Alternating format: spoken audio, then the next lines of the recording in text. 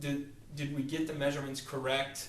Are we measuring all our samples' weights at the same time in the morning or after dinner, as water and weight fluctuate throughout the day? So these are measurement errors. Once we draw a sample, our sample should look like the population. Okay? So for instance, if our underlying population was the normal curve, and again, this curve represents 100% of the people. If I were going to, let's go back to the ACT score, and we know that the mu, which is the population mean, is 18.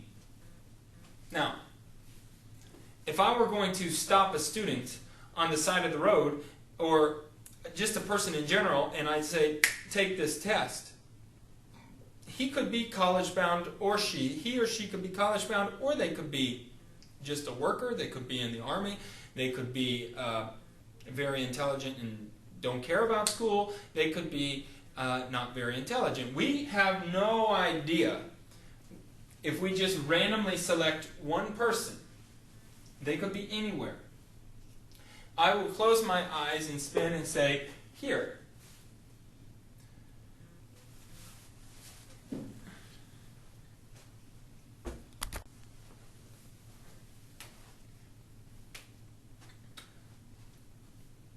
With this individual that we have selected, the standard deviation, as we mentioned earlier, is 6.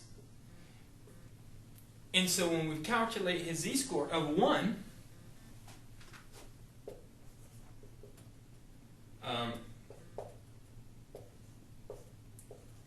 when we calculate his z-score, x minus mu over 6. Now, that was last chapter.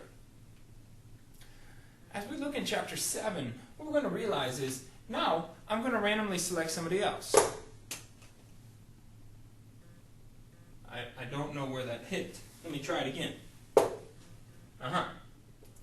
Now, I've selected 2 people. Okay? And now, I don't take 2 x's. No. I don't take 2 x's. What I take the average.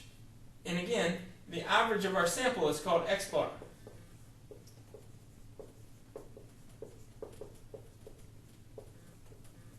And basically, if you remember, I just add up x1 plus x2 divided by 2. Now, pictorially, that's going to happen right here in the middle of those 2 x's.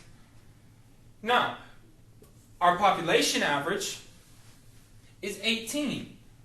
Our sample average is right here on this box, on this bar. Okay? And we sample again. Maybe it's over here this time. So here is our third x. This is x1, this is x2, this is x3. Okay? So now,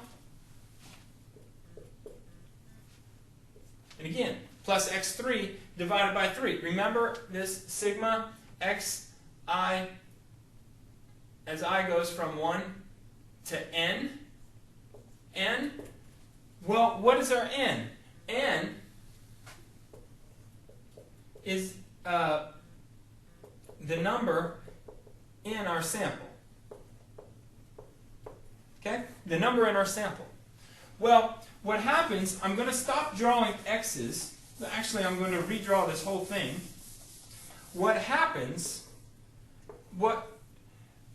when we have a mean of 18 and we're randomly selecting people, some x's are going to be on the above 18. Some are going to be below 18. What happens when we average these all together, they average towards the middle. They average towards the true mean. Yes? Maybe here is our x bar. Okay? So if we sample 100 people, perhaps our x bar is here.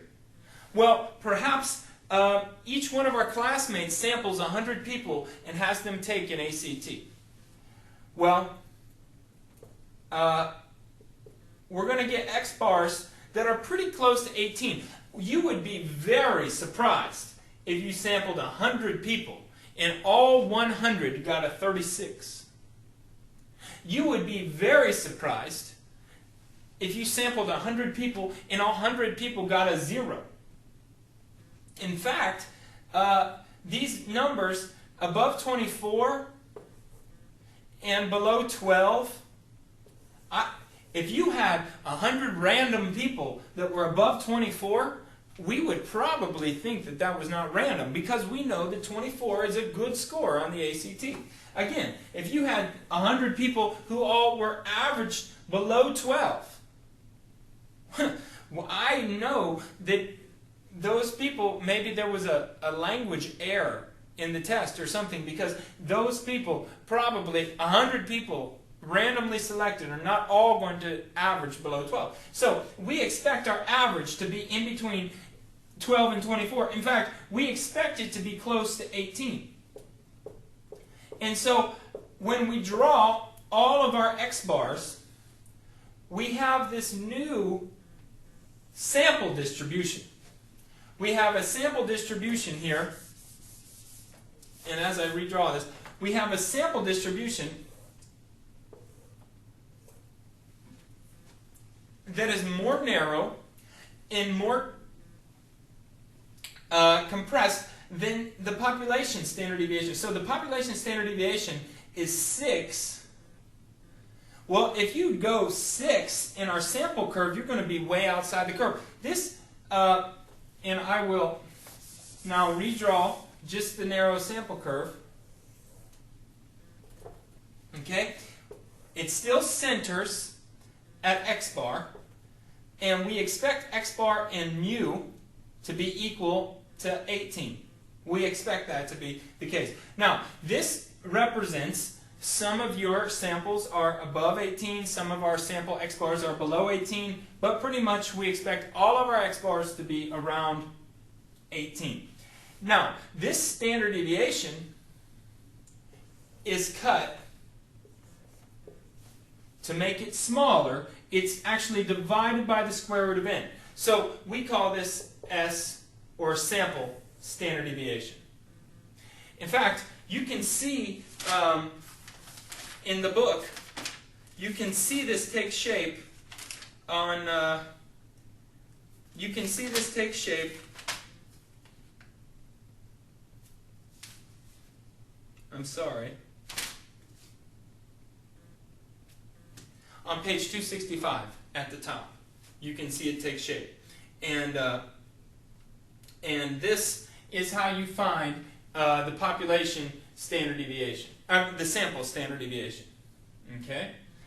All the properties of the normal hold true except our standard deviation changes. So, our z-score now changes for the sample curve. This is now for the sample curve.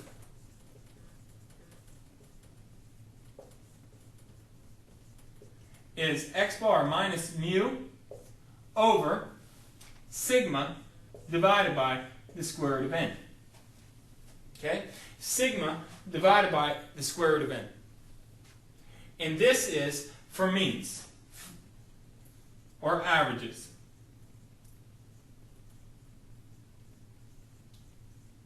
Okay? Once we get a z-score, we can look it up in the table, and we can get a percent. So, I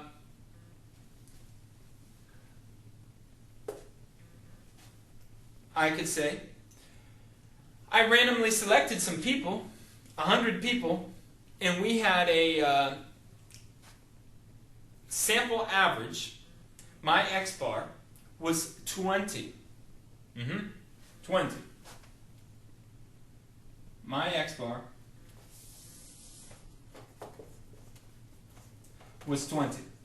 So, if I wanted to find my z-score, I would do 20 minus 18 divided by 6 divided by the square root of 100. So, this is 2 divided by 6/10, or 20 divided by 6.